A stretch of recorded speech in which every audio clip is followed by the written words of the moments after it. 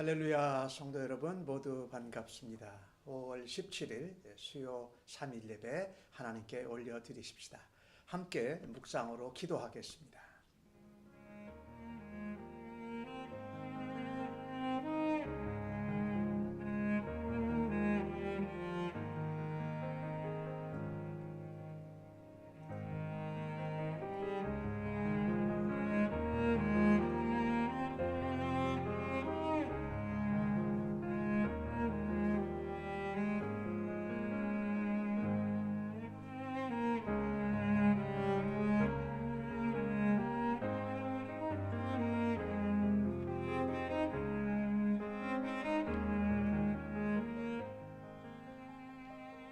너희 의인들아 여호와를 즐거워하라. 찬송은 정직한 자들이 마땅히 할 바로다. 수금으로 여호와께 감사하고 열줄 비파로 찬송할지어다. 새 노래로 그를 노래하며 즐거운 소리로 아름답게 연주할지어다. 여호와의 말씀은 정직하며 그가 행하시는 일은 다 진실하시도다. 그의 공의와 정의를 사랑하시며 세상에는 여호와의 인자하심이 충만하도다. 여호와의 말씀으로 하늘이 지음이 되었으며 그 만상을 그의 입 기운으로 이루었도다. 그가 바닷물을 모아 무더기같이 쌓으시며 깊은 물을 곳간에 두시도다. 온 땅은 여호와를 두려워하며 세상의 모든 거민들은 그를 경외할지어다. 우리의 찬송과 예배를 받으시기에 합당하신 우리 아버지 하나님, 오늘도 저희를 아버지 앞으로 아버지의 집으로 부르셔서 영광 가운데 임하시며 우리의 예배를 받아주시니 감사합니다. 오늘도 우리의 삶에서 나온 믿음의 고백으로 하나님을 찬양하며 새 노래 기쁜 노래로 아버지께 영광을 올려드리기를 간절히 원하며 기도합니다.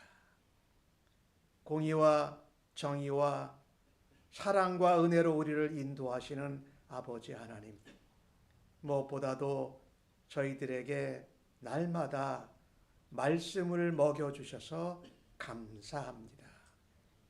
천지를 창조하신 그 하나님의 생명의 말씀, 또 땅과 하늘을 나누고 묻과 물을 나누신 하나님의 능력 가운데 우리가 말씀을 통해서 있게 하시니 감사합니다.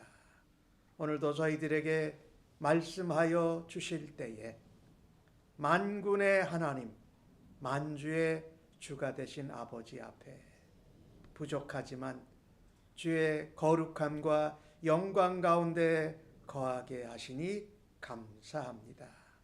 우리의 힘이요 노력이요 열심이 아닌 예수 그리스도의 이름으로 성령의 도우심으로 아버지 앞에 나오게 하신 은혜를 감사합니다. 오늘도 부족한 저희들을 주의 보혈로 깨끗게 하시고 주의 말씀으로 새롭게 하시며 성령의 기름 부으심과 충만함으로 넘치게 하여 주옵소서. 그리하여서 하나님의 거룩하심 가운데 우리도 거룩한 모습으로 하나님 앞에 예배할 수 있게 하신 하나님을 찬양합니다. 모든 감사와 존귀와 찬송과 영광과 능력을 하나님께 올려드리며 존귀하신 예수님의 이름으로 감사하며 기도하옵나이다. 아멘.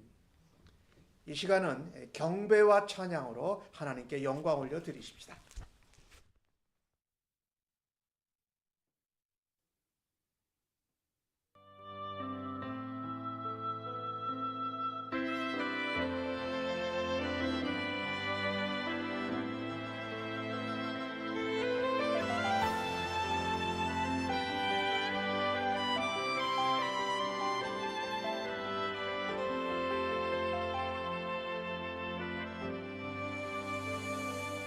나의 만족과 유익을 위해 가지려 했던 세상 일도 이제 모두 다 애로 여기고 주님을 위해 다 버리는 내 안에 가장 귀한 것 주님을 알리라. 모든 것 되시며 의와 기쁨 되신 주 사랑합니다.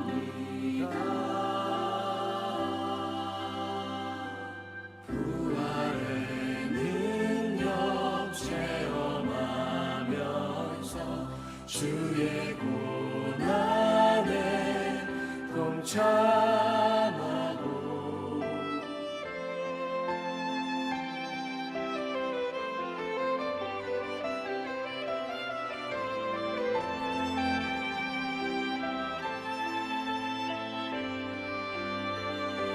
주의 죽으신 본을 받아서 그의 생명에 참회하네. 내 안에 가장 귀한 것 주님을 알리라. 모든 것 되시며 의와 기쁨 되신 주 사랑합니다.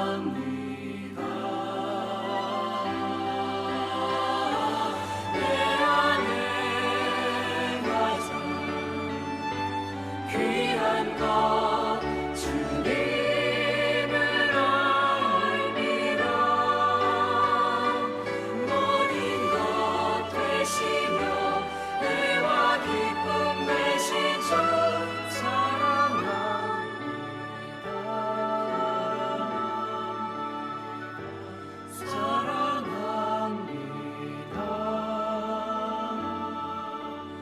나의 주.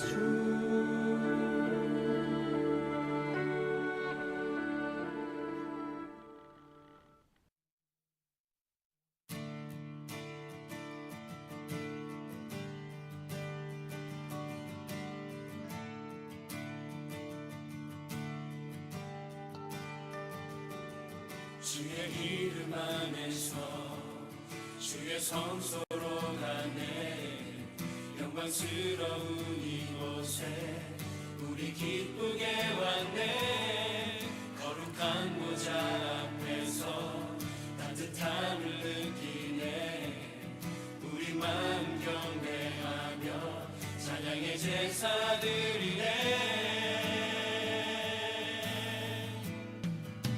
찬양의 제사 드리며 성소로 들어갑니다.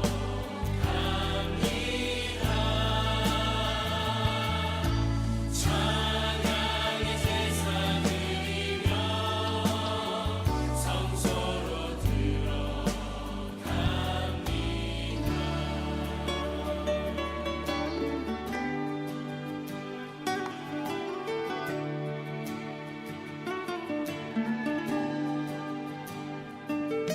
주의 말씀 주시고 우리 감사드리네. 주의 날개 그림이 우리 피난처 되네. 주의 길을 따르며 우리 주께 순종해. 모든 상황 속에서도 찬양의 제사 드리네. 찬양의 제사 드리며 성소로 들어갑니다.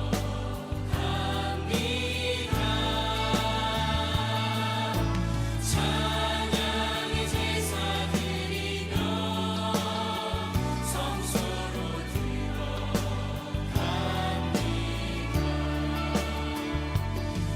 우리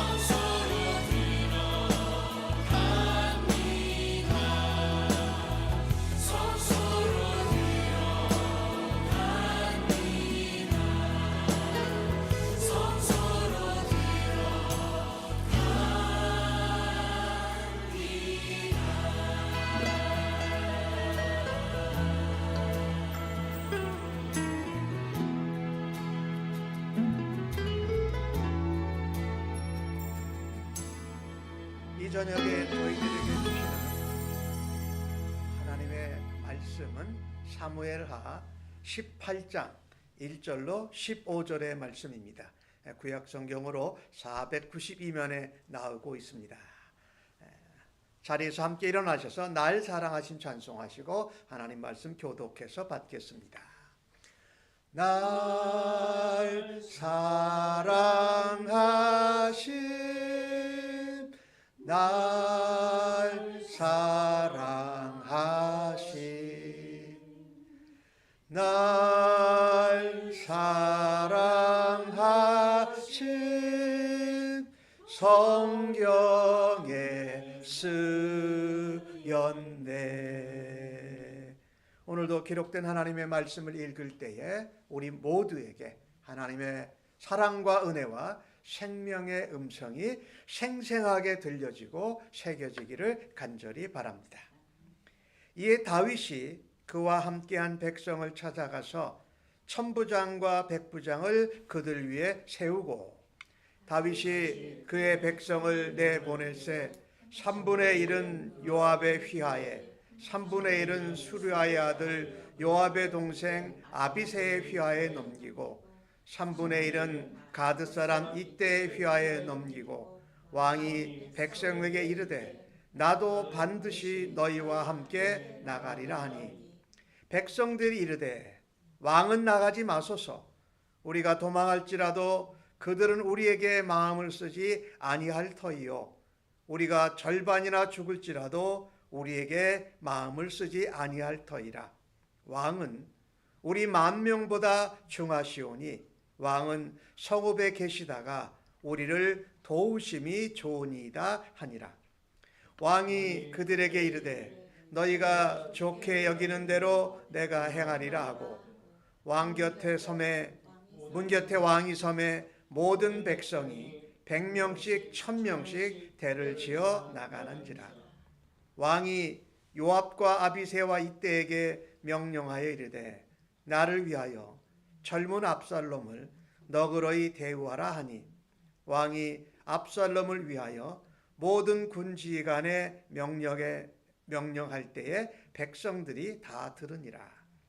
이에 백성이 이스라엘을 치러 들러나가서 에브라임 수풀에서 싸우더니 거기서 이스라엘 백성이 다윗의 부하들에게 패하매 그날 그곳에서 전사자가 많아 20,000명에 이르렀고 그 땅에서 사면으로 퍼져 싸웠으므로 그날의 수풀에서 죽은 자가 칼에 죽은 자보다 많았더라. 압살롬이 다윗의 부하들과 마주치니라. 압살롬이 노새를 탔는데 그 노새가 큰 상수리 나무 번성한 가지 아래로 지날 때에 압살롬의 머리가 그 상수리 나무에 걸림에 그가 공중과 그 땅 사이에 달리고 그가 탔던 노새는 그 안으로 빠져나간지라. 한 사람이 보고 요압에게 알려 이르되 내가 보니 압살롬이 상수리 나무에 달렸더이다 하니 요압이 그 알린 사람에게 이르되 내가 보고 어찌하여 당장에 쳐서 땅에 떨어뜨리지 아니하였느냐? 내가 네게 은 10개와 띠 하나를 주었으리라 하는지라. 그 사람이 요압에게 대답하되 내가 내 손에 은 1,000개를 받는다 할지라도 나는 왕의 아들에게 손을 대지 아니하겠나이다. 우리가 들었거니와 왕이 당신과 아비새와 이때에게 명령하여 이르시기를 삼가 누구든지 젊은 압살롬을 해하지 말라 하셨나이다. 아무 일도 왕 앞에서는 숨길 수 없나니 내가 만일 거역하여 그의 생명을 해하였더라면 당신도 나를 대적하였으리이다 하니 요압이 이르되 나는 너와 같이 지체할 수 없다 하고 손에 작은 창 3수를 가지고 가서 상수리 나무 가운데 아직 살아있는 압살롬의 심장을 찌르니 요압의 무기를 든 청년 10명이 압살롬을 에워싸고 쳐 죽이니라. 아멘. 자리에 앉으시기를 바랍니다. 오늘 받으신 본문의 말씀으로 압살롬의 최후를 통한 교훈, 이라는 제목으로 은혜를 나누기를 원합니다.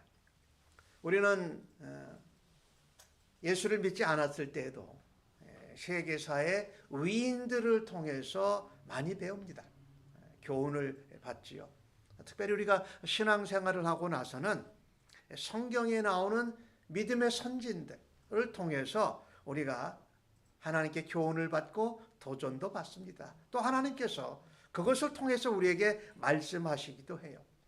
근데 우리는 좋은 것만, 잘된 것만 배우는 것이 아니라 사실은 잘못한 일, 잘못된 일을 통해서도 하나님 우리에게 말씀하시는 것을 너무나도 잘 압니다.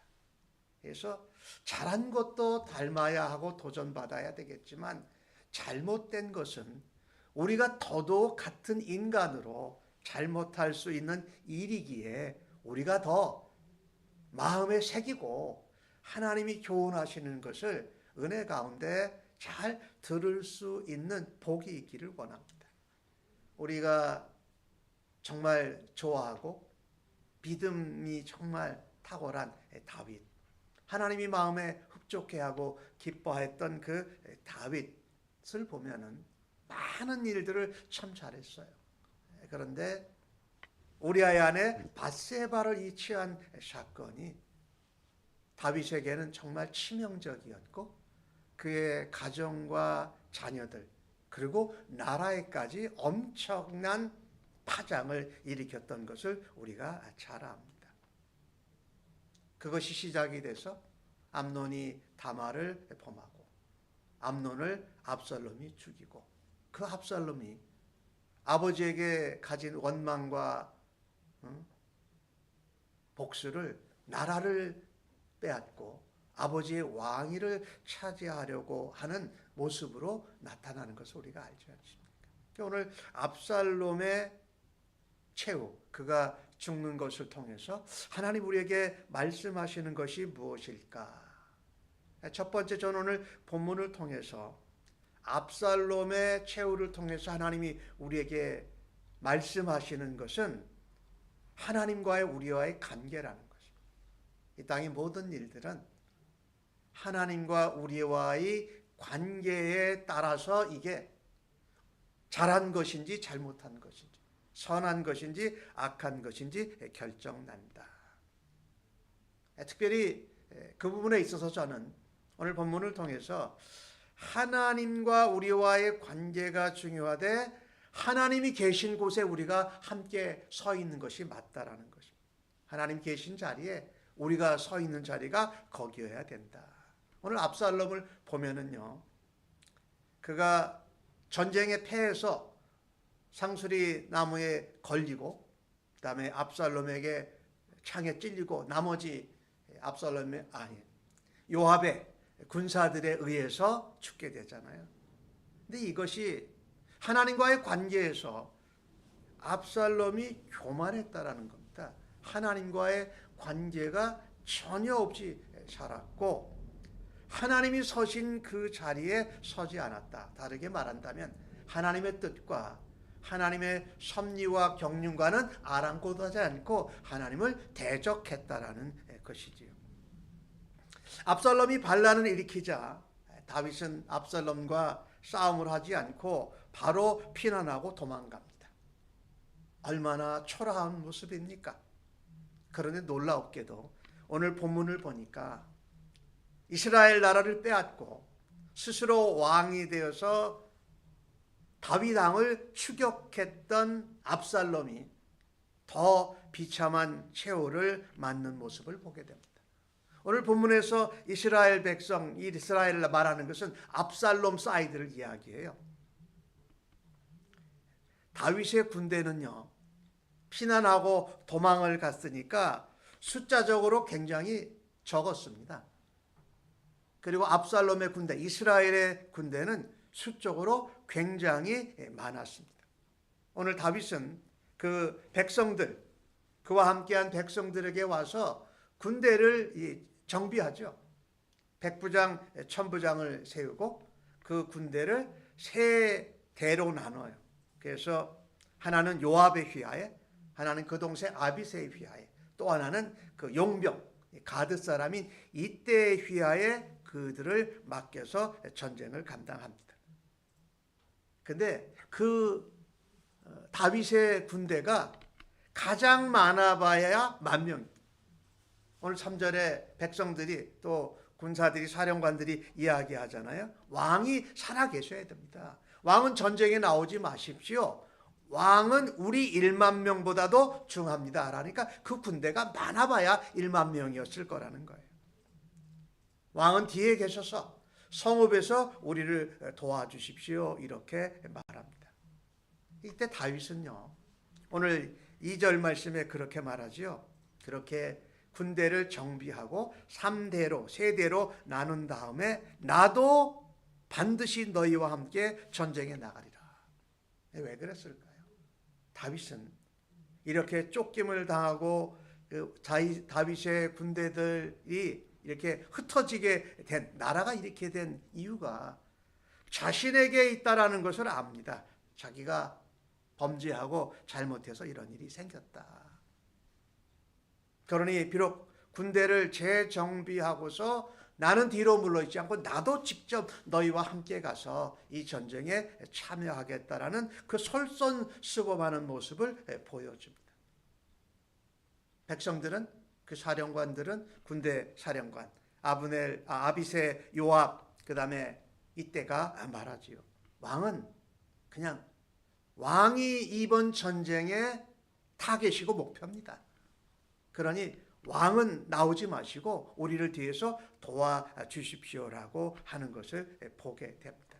그러니까 이스라엘의 왕이었던 이 다윗의 중요함이 백성들이 다 죽어도, 반이 죽어도 그거보다도 더 중요하다라고 말하는 이런 그 백성들, 다윗의 군대와 그 군대 사령관들의 마음의 충성심이 참으로 대단합니다. 그런데 압살롬의 군대는 숫자적으로 다윗의 군대보다도 훨씬 숫자가 많았습니다. 왜냐하면 전쟁에서 압살롬과 이스라엘 군대가 지게 되는데 숲을 속에서 죽은 자만 20,000명이에요.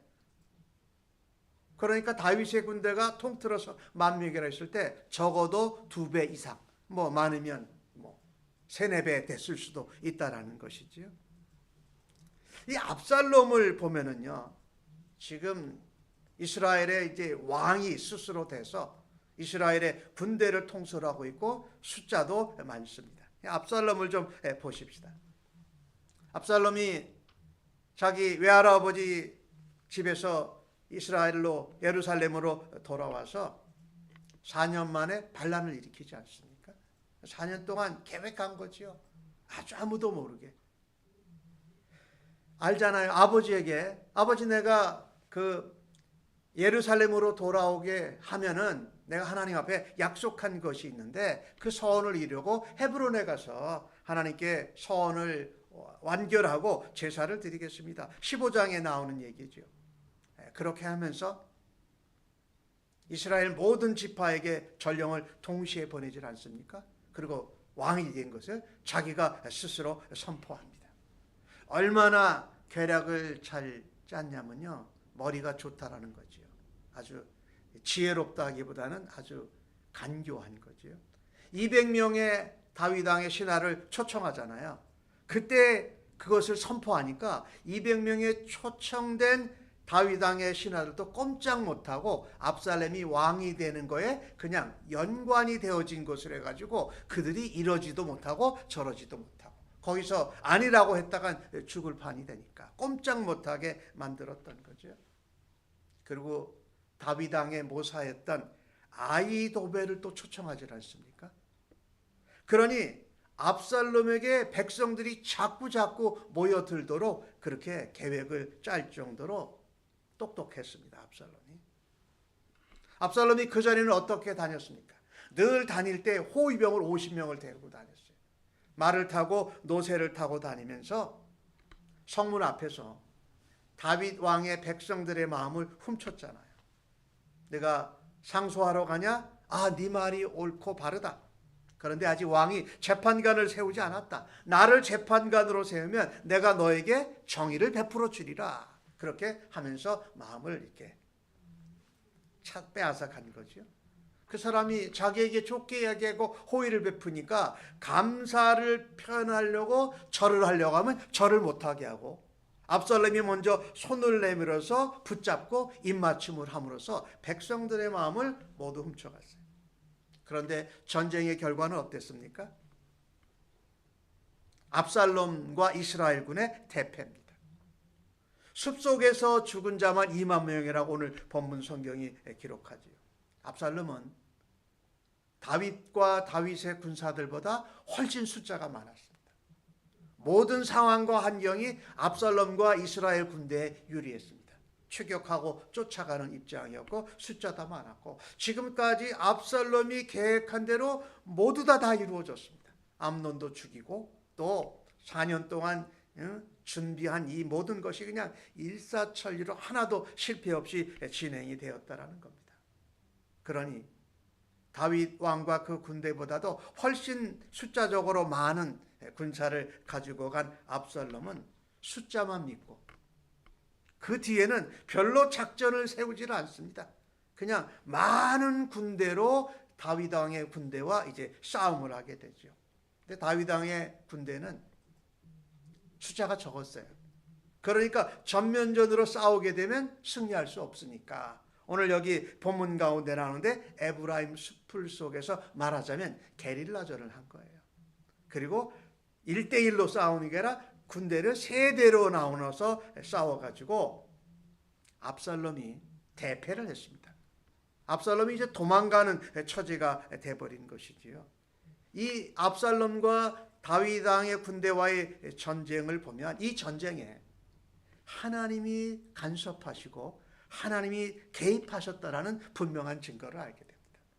한 번도 그가 계획하고 의도한 것이 실패됨이 없이 지금까지 일사천리로 다 진행이 되어져 왔는데, 전쟁도 이기고 아버지도 붙잡을 거라고 생각했는데 그만 압살롬이 대패를 합니다. 하나님이 그렇게 하게 하셨다라는 것이지요.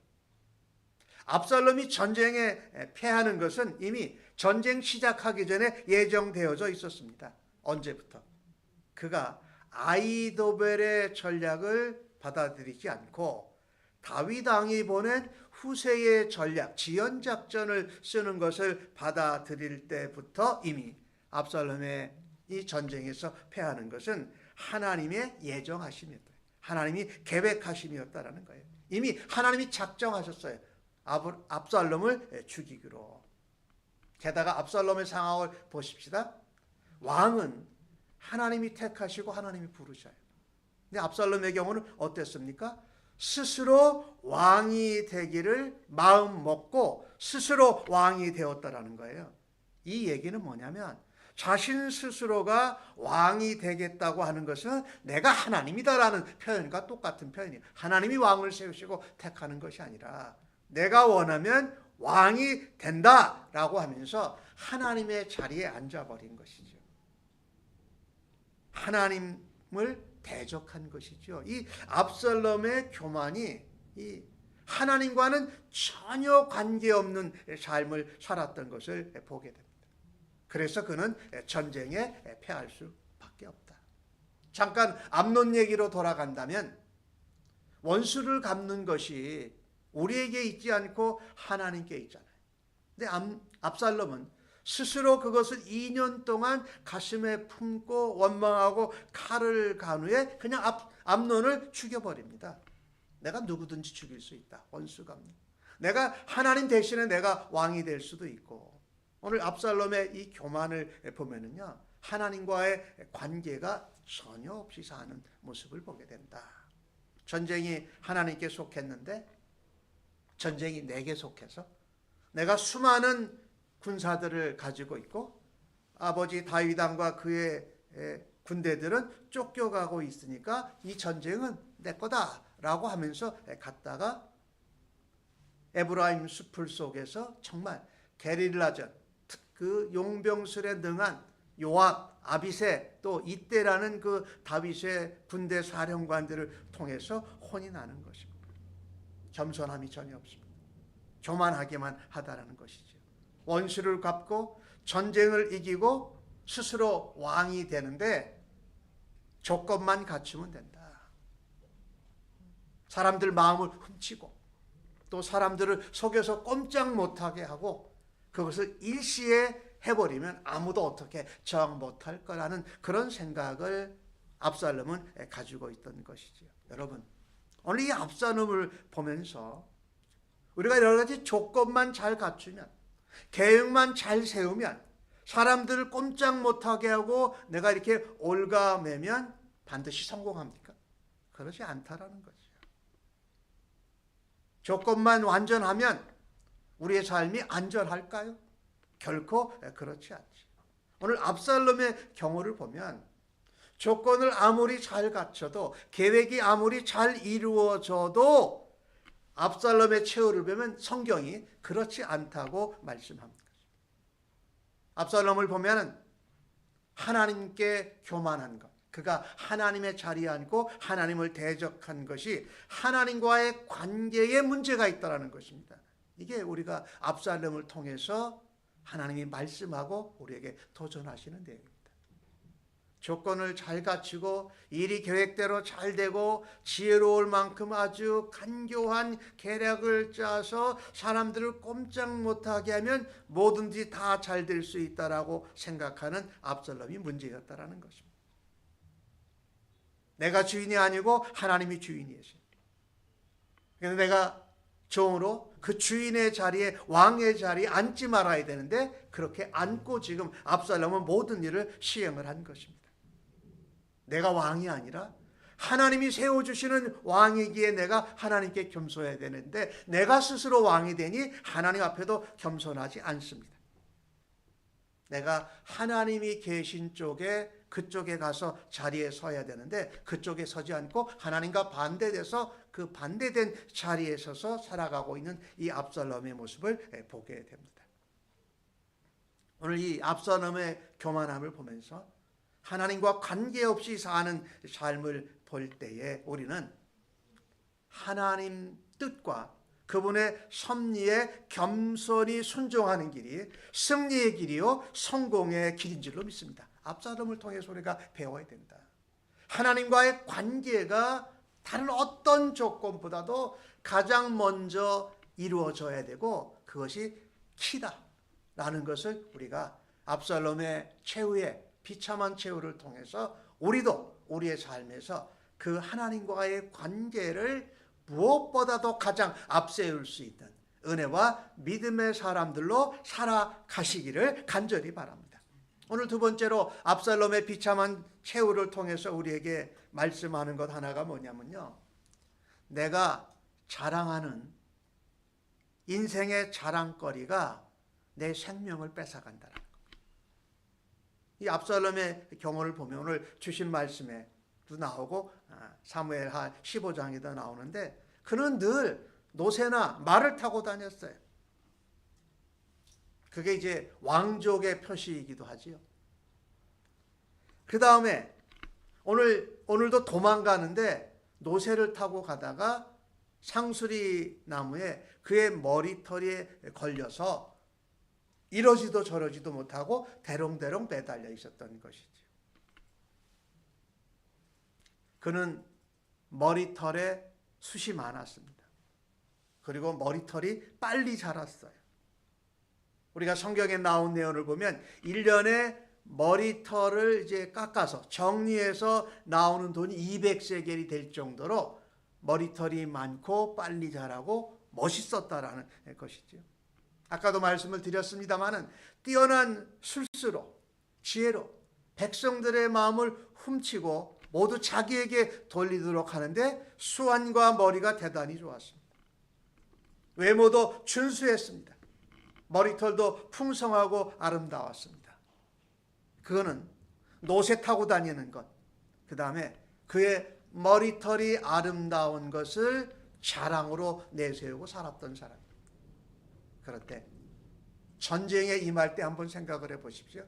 전쟁에 임할 때 우리가 전쟁에 가면 군복도 입고 거기에 무슨 갑옷도 입고 뭐 이래야 되니까 몸이 가벼워야 돼요. 그런데 그 전쟁에 나가는데도 그는 하나님께 교만한 것은 물론 그 전쟁에 임하는 태도도 바르지 못했다는 거예요. 내가 움직이는데 조금이라도 무게를 더 무겁게 하고 내가 불편하면 뭔가 그것을 해제하고 나가야죠. 그 머리털을 무겁게 다 아름답게 길게 가지고 간 것입니다.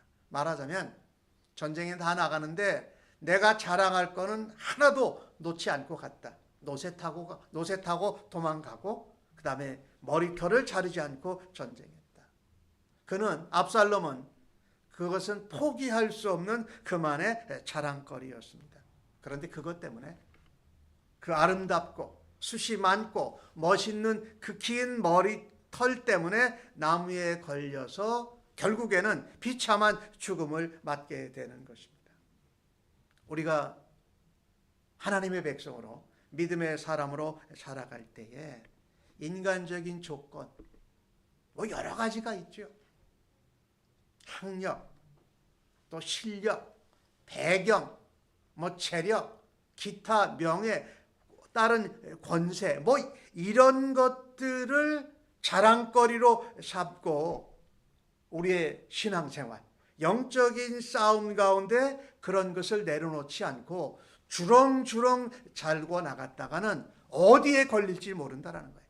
압살롬은 머리털 때문에 나무에 걸렸지만 우리가 자랑하기하고 자랑거리라고 생각하고 그것은 어디 가도 내려놓고 포기하지 않는 것을 주렁주렁 달고 영적인 싸움터에 나갔다가는 압살롬처럼 그 자랑거리 때문에 죽음을 초래할 수도 있다는 것이에요. 우리가 살고 있는 시대는 어떻습니까? 내가 나를 자랑하는 시대. 그래야 잘한다고 하고 내면보다는 외형적인 것, 외부적인 조건을 더 드러내야 해요. 사람들도 외모나 어떤 조건을 가지고 사람들을 평가하는 이 세상, 시대 가운데 살고 있어요. 사실 우리도 예수님을 믿고 하나님의 자녀지만 우리도 모르게 내가 자랑하고 싶은 자랑거리, 내가 과시하고 싶은 어떤 조건들을 드러내면서 나를 좀 알아봐 달라. 내가 신앙생활 또 믿음의 열매가 있으면 하나님의 은혜로 됐다고 하나님께 영광을 돌리기보다 내가 가지고 있는 어떤 조건 때문에 내가 그것을 열심히 했기 때문이라고 하면서 내가 스스로 영광을 받고 나를 드러내려고 하지는 않습니까? 압살롬의 최후는 비참했습니다. 하나님과 관계없이 사는 교만한 삶뿐만이 아니라 사람들에게 인정받고 사람들에게 자랑하는 우월감으로 가득 찬 삶을 살았던 것을 보여줍니다.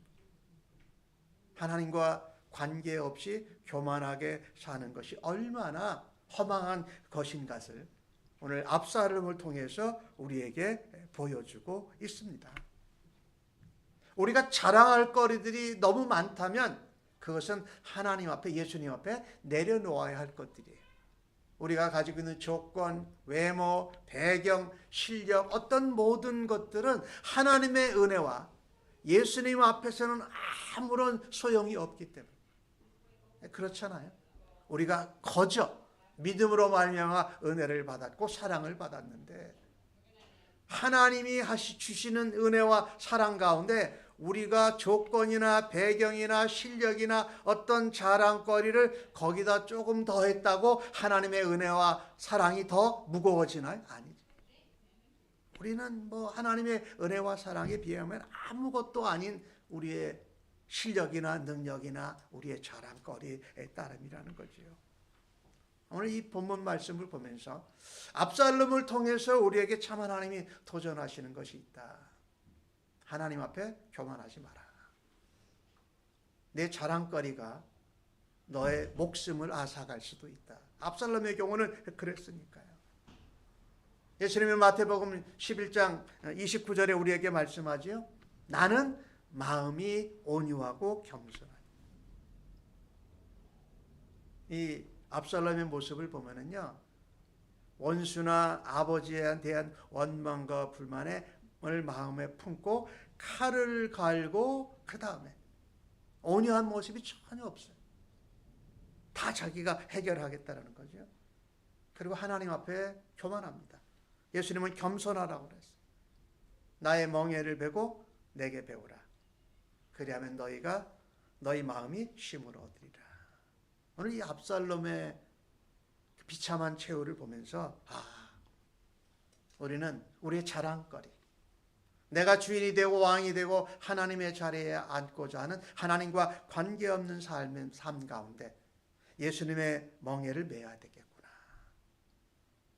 온유의 멍에, 겸손의 멍에를 메어야 하겠다.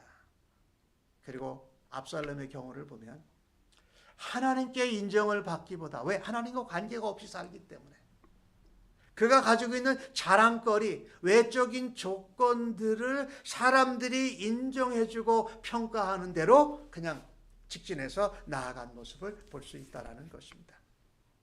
이 압살롬을 통해서 우리에게 하나님이 말씀하시는 것이다.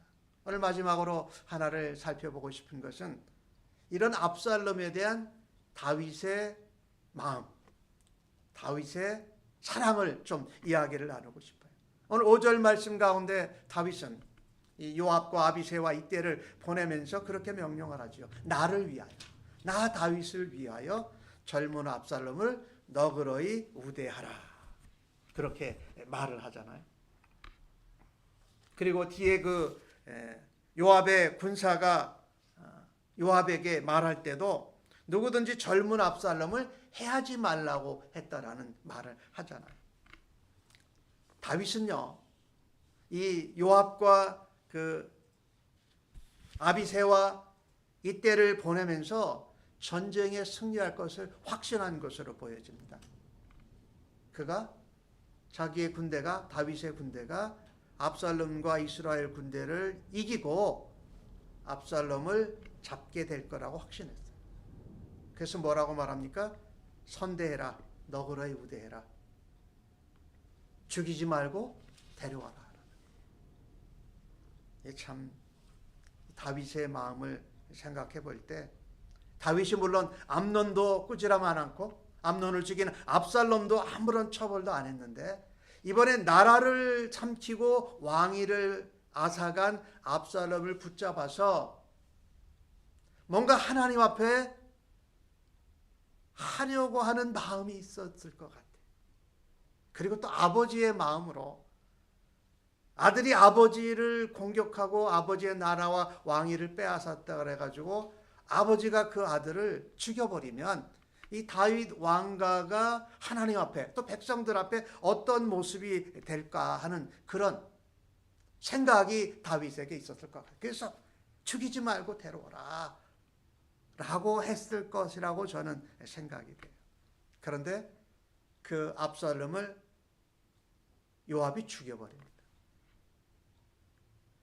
요압도 나이가 꽤 들었는데 아버지의 마음을 알지 못합니다.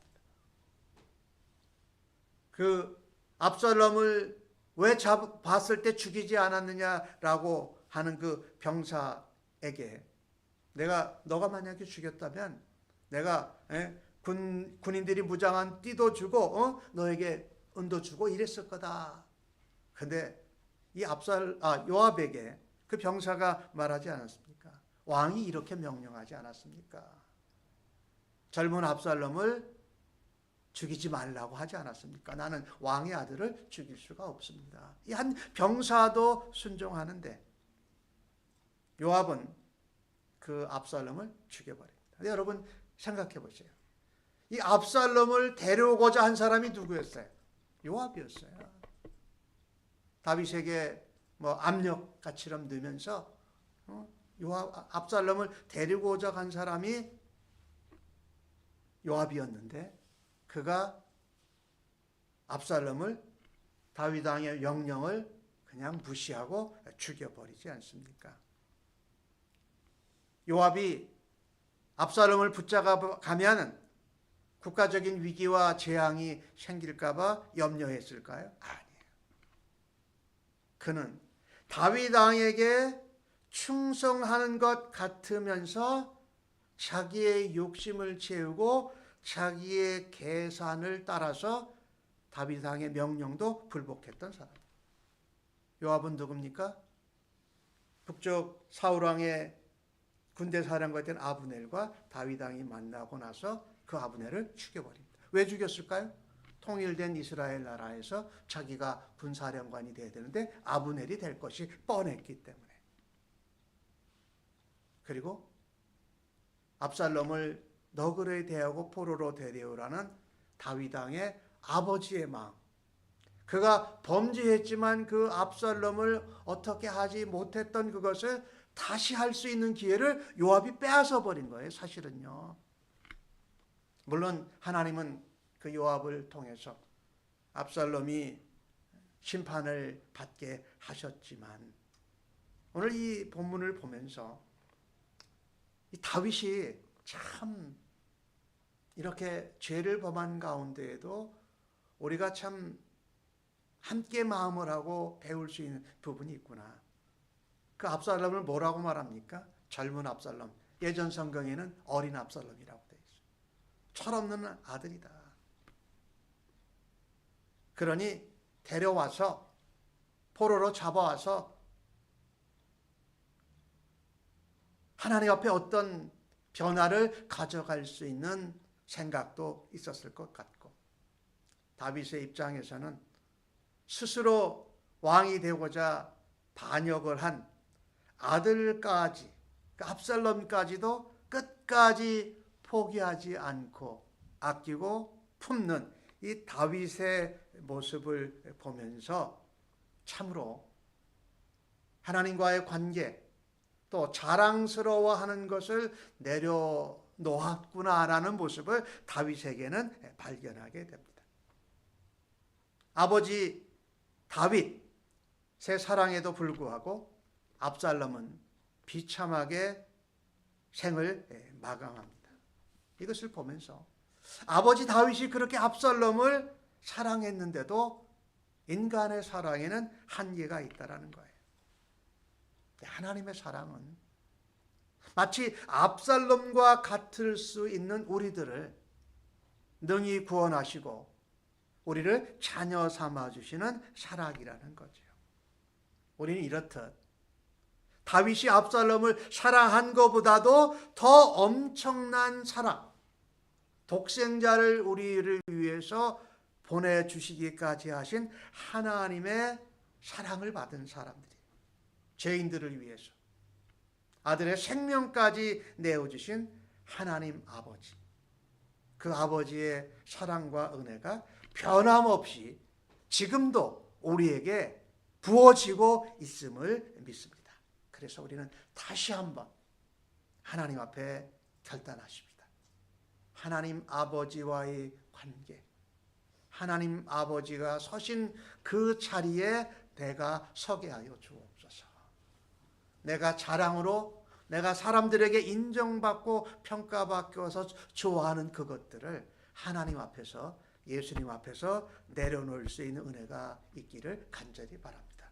그 사랑을 우리 예수 그리스도를 통해서 아버지께서 우리에게 베풀어 주신 은혜를 날마다 순간순간 기억하면서 살아드리는 성도님들로 살아가실 수 있기를 예수님의 이름으로 간절히 축복합니다. 아멘.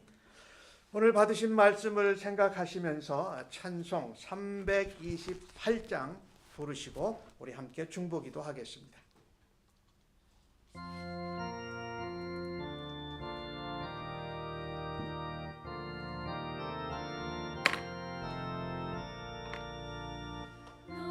주의 사랑아 헛된 일 버리고 마음과 뜻버린 나의 왕의 왕 섬기라.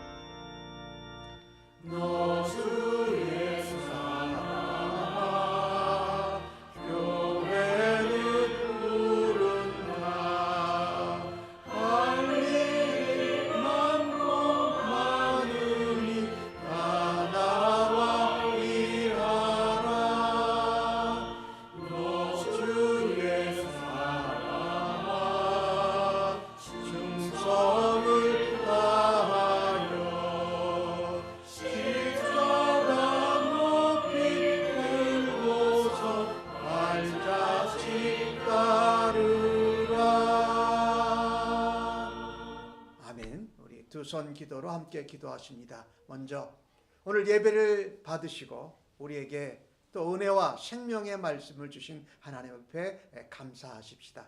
하나님 앞에 두 손 들려 영광을 올려드리고 우리가 하나님 앞에 회개할 것, 감사할 것, 이 시간 하나님 앞에 먼저 기도하십시다.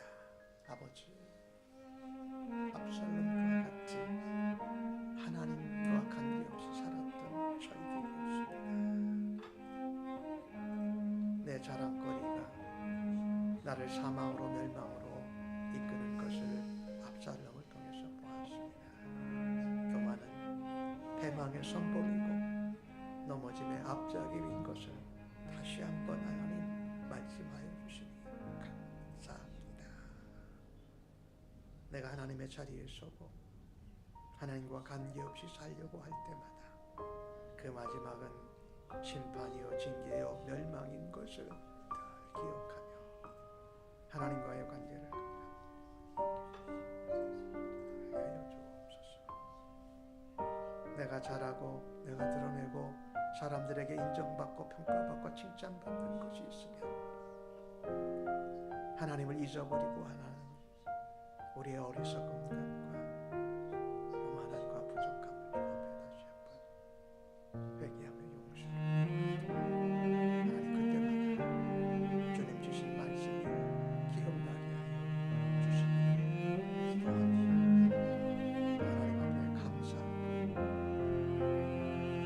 사람과 같은 저희를 죄인을 거두셔서 자녀 삼으시고 하나님의 대사로 하나님의 자녀로 세상을 향한 그리스도의 향기로 저희들을 사용하여 주시옵소서. 두 번째 기도 제목 엄지손가락입니다. 우리의 삶의 가장 중요한 것을 놓고 기도합니다. 하나님 나라, 하나님 주권, 하나님 마음 기쁘시게 하는 일을 위해서 기도하십시다. 그리고 하나님이 우리에게 허락하신 가정과 주님의 몸된 교회를 위해서 기도하십시다. 같은 말, 같은 뜻, 같은 말을 하고 같은 방향으로 연합되게 하여 주옵소서. 그리고 하나님 우리에게 허락하신 가정과 교회의 지체들 가운데 사랑하는 아내들, 남편들, 가족들, 자녀들 위해서 이 시간 함께 기도하실 수 있기를 바랍니다. 아버지 감사합니다. 하나님 나라, 하나님의 통치와 다스림, 하나님 우리의 내면에 우리의 삶에 주의 다스림과 주의 통치하심이 날마다 더 깊어지고 넓어지게 하여 주시기를 간절히 기도합니다. 하나님 마음 기쁘시게 하는 일로 우리의 삶이 가장 우선순위에 중점을 가지고 아버지 인도하여 주옵소서. 아버지 우리에게 가정을 허락하시고 가정을 허락하시고 주님의 피값으로 사시고 구원하시고 하나님 교회의 지체들, 형제 자매들, 성도들과 하나님 한 교회 주님의 몸이 되게 하신 것을 감사합니다. 저들과 함께하며 그곳에 우리의 가정에 주님의 몸된 교회에 우리의 심령에 하나님의 주권과 다스림과 통치가 임하게 하여 주시기를 기도합니다. 하나님 무엇보다도 같은 말, 같은 뜻, 같은 방향, 같은 힘을 다하여 주시고 주님의 몸된 교회를 세우고 주님이 맡기신 가정을 이끄는 저희들 되도록 하나님 사용하여 주셔서 감사합니다. 사랑하는 자녀들 주님 앞에 올려드립니다. 아버지의 마음으로, 부모의 마음으로 사랑하는 아내와 남편들이 가족이 하나로 연합되게 하여 주시고 가정이 살아나고 가정 천국으로 교회가 하나 되어서 교회 천국으로 그 일을 감당하는 우리의 심령이 날마다 하나님의 은혜에 기뻐하는 심령의 천국 삼아 주시기를 간절히 기도합니다. 세 번째 기도 제목입니다. 검지손가락 가라. 복음을 들어야 될 사람들, 하나님과 관계없이 사는 사람들을 찾아가 가야 하는 사람들, 특별히 우리가 올 한 해 하나님 앞에 인도하고 전도하기를 원하는 사람들의 이름과 얼굴을 다시 한번 기억하시면서 영혼 구원을 위해서 기도하게 하시고, 우리 샘물 침례 교회가 하나님 영혼을 건지고 살려서 하나님 앞에 부응하는 건강한 교회 되게 해달라고 위해서 기도하십시다. 또한 선교지에서 이와 같은 사역을 감당하고 있는 우리 선교사님들을 위해서 기도하실 때에 오늘은 우리 북한 동포들, 북한 땅을 위해서 기도합니다. 특별히 크로스 선교회가 그 사역을 감당하는데 계속해서 무기, 미사일 이런 것 때문에 백성들은 굶주리고 어려워지고 있는 가운데 하나님 그곳에 크로스 선교회를 통해서 하나님 무조건적인 하나님의 사랑과 또 공급하심이 있게 해달라고 위해서 함께 북한 동포들을 위해서 기도하시기 바랍니다. 아버지 감사합니다. 우리에게 화목케 하는 말씀을, 화목케 하는 직분을 우리에게 맡겨주셔서 감사합니다. 무엇보다도 화목케 하는 생명 말씀, 복음의 말씀을 전할 수 있는 사람으로 대상자들 우리 주변에 허락하시는 것입니다. 올 한 해 한 사람이 한 생명을 구원으로 인도하는 일을 주 앞에 감당하게 하시니 감사합니다. 온 성도들의 마음에 하나님의 주권이 우리의 심령 안에 깊어지고 넓어질 뿐만 아니라 우리가 하나님의 백성들을 다시 구원받고 재생산의 열매가 맺어지는 일로 하나님 앞에 영광 돌리기를 기도합니다. 하나님이 이를 위하여서 우리 전도 나가는 것, 또 우리가 품고 있는 전도 인도 대상자들을 기도하는데 아버지 만남을 허락하시고 대화를 허락하시고 저들의 눈과 마음과 귀를 주님이 열어주시기를 간절히 기도합니다. 특별히 공격당해 있는 것보다 점점 더 고립되어져 가고 있습니다. 하나님 선교회, 공수선교회를 통하여서 이같이 어려울 때에 하나님 약분이 공급되고 음식물이 주의 사랑과 은혜가 전해지는 일로 사용하게 하여 주옵소서. 기도하고 또 여러 가지 진료소를 세우고 또 평양의 심장을 하시고 유언의 도움을 받는 이 모든 길 하나님 열어주시기로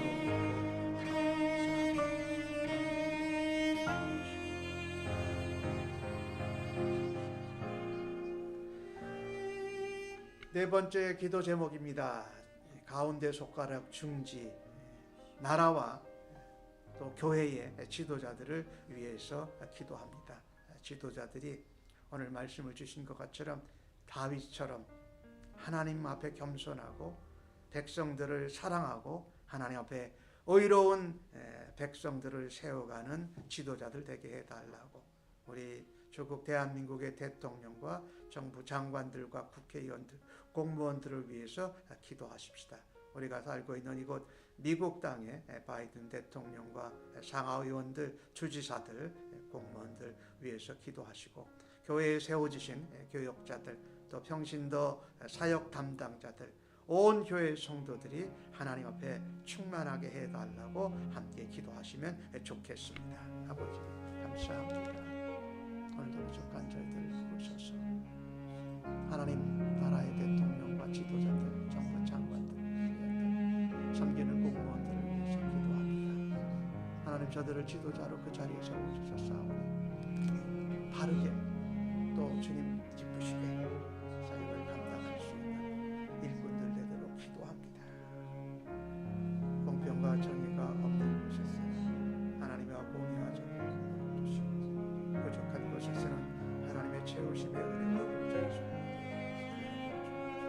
무엇보다도 하나님 지도자로 하나님 앞에 부끄럽지 않고 백성들을 향하여서도 하나님의 힘이 되는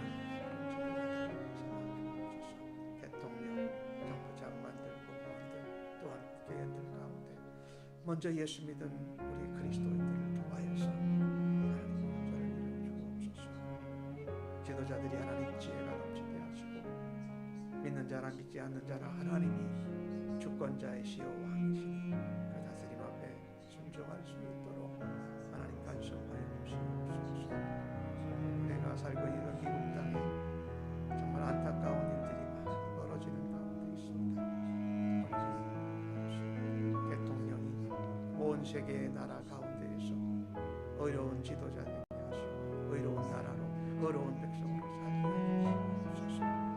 우리가 살고 있는 땅에 하나님 교회의 지도자들을 세워주셨습니다. 아버지 무엇보다도 하나님의 지혜, 하나님의 말씀, 주의 사랑과 성령의 능력을 부어주옵소서. 설교자나 또한 섬기는 교사분들이나 리더 담당자들, 사역 담당자들 주옵소서. 성도들을 하나님 앞에 바르게 공평하게 의롭게 사랑으로 또 온유하고 겸손하게 행할 수 있는 하게 하여 주옵소서.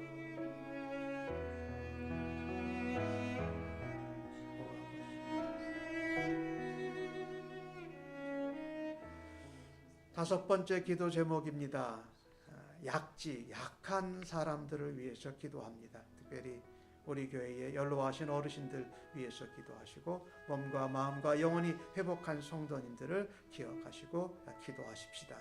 특별히 미국에서 지난주에도 텍사스에서 총격 사건이 있었고 이번 주에는 또 뉴멕시코에서 18살짜리가 합법적으로 총을 쏴서 또 총기 사건이 일어나 3명이 죽고 6명이 부상을 당했습니다. 하나님, 이 어려움을 당한 사람들, 그 가족들을 하나님 위로하여 주시고 이런 총기 규제가 일어날 잘 진행될 수 있도록 위해서 기도해 주시기 바라고, 이스라엘과 미얀마에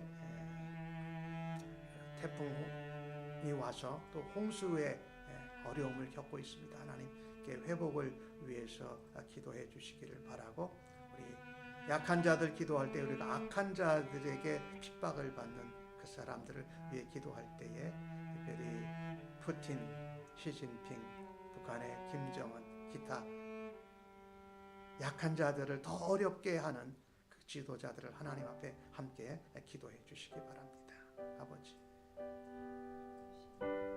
아버지 손에 저들을 올려드립니다.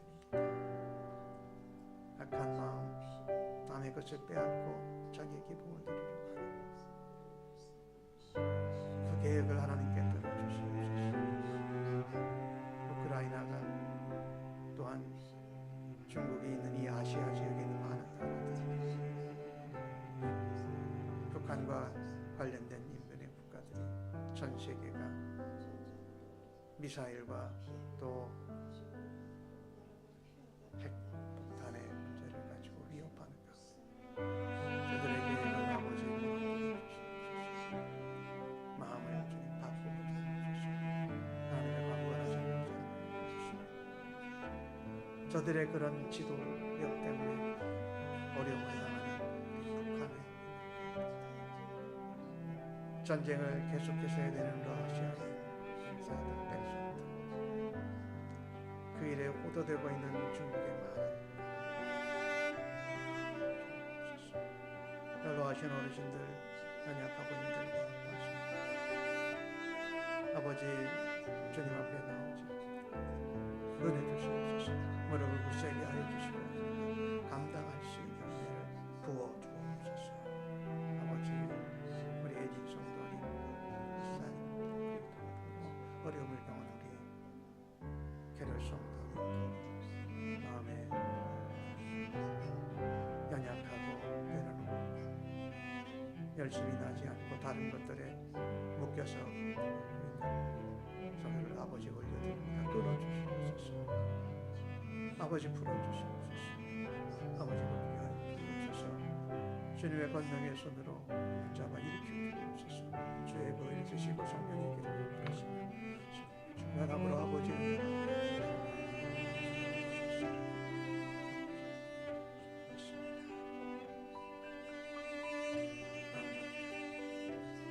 이스라엘, 미얀마 총기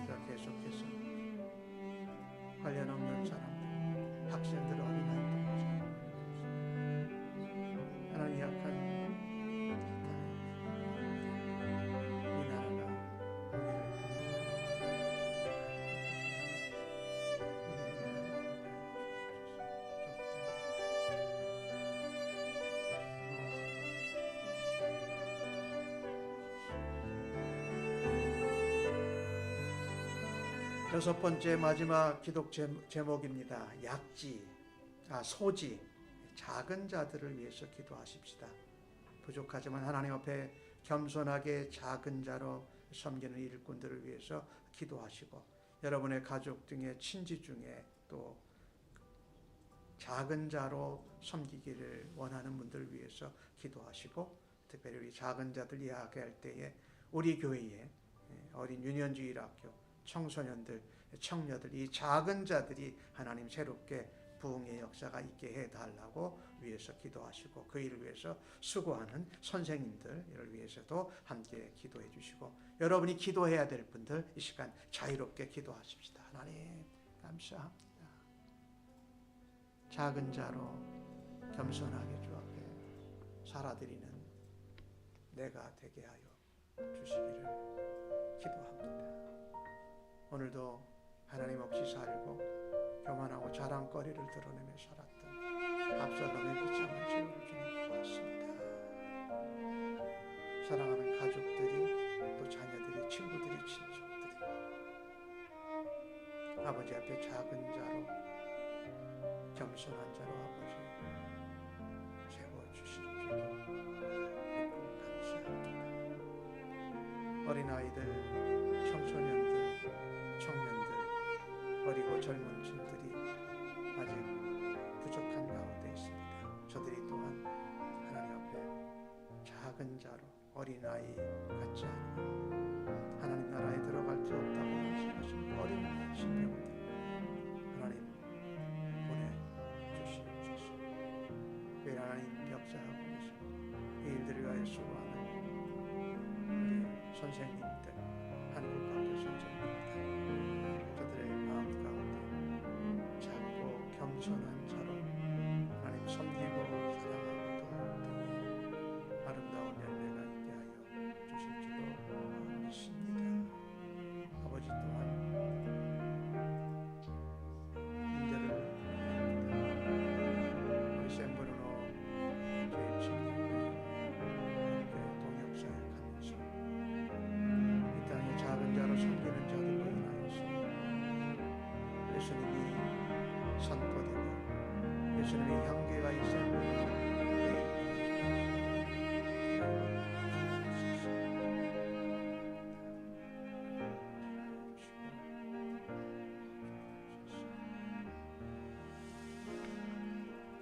이제는 우리 주님 예수 그리스도의 은혜와 아버지 하나님의 무한하신 사랑하심과 성령님의 위로교통 충만 역사하심이 작은 자로, 겸손한 자로, 하나님과 관계가 가깝고 깊은 자로 살아드리기를 원하는 주의 백성들 심령 위에, 저들의 자녀들과 가정 위에, 섬기는 일터, 사업체, 학업의 현장 위에, 그리고 주님의 몸된 교회 위에, 이 땅에 세워주신 지도자들 위에 이제로부터 영원토록 함께 계실지어다.